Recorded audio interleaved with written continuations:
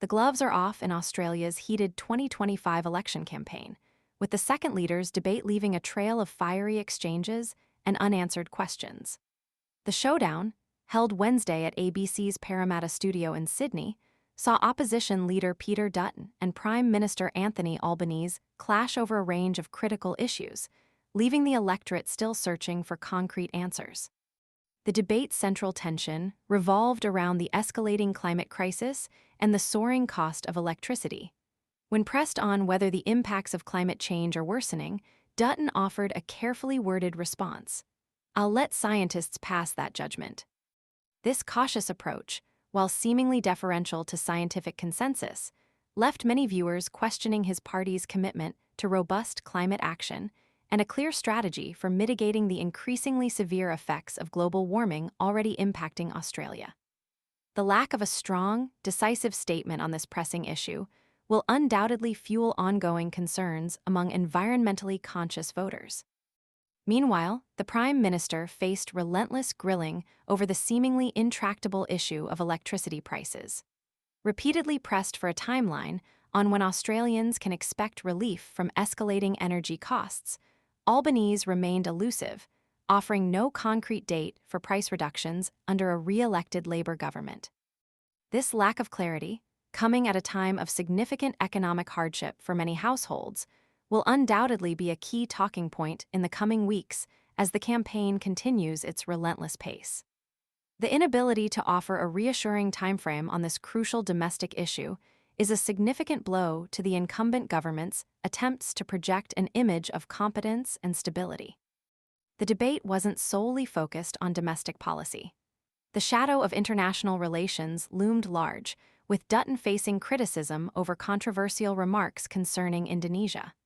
In the hours leading up to the debate, senior Labour ministers launched a fierce attack, accusing Dutton of making reckless statements about Indonesia's alleged engagement with Russia.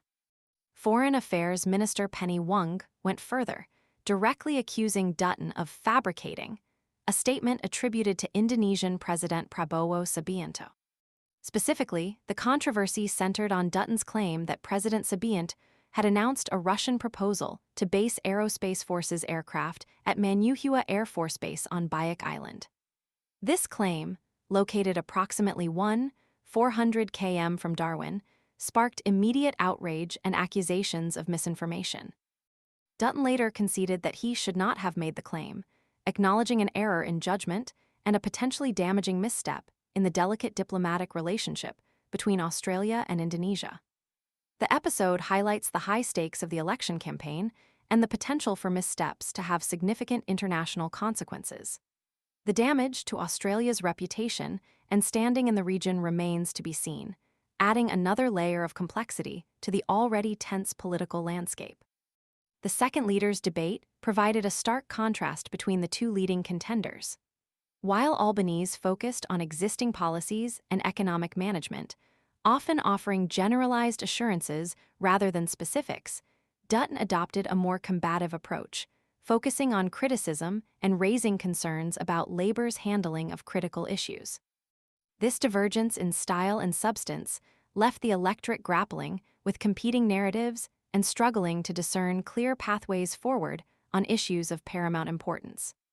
The upcoming weeks will be crucial in determining how these exchanges shape voter sentiment and ultimately influence the outcome of the 2025 Australian federal election. The lack of definitive answers on key issues, coupled with the diplomatic missteps, leaves both leaders with significant challenges as they head into the final stretch of the campaign.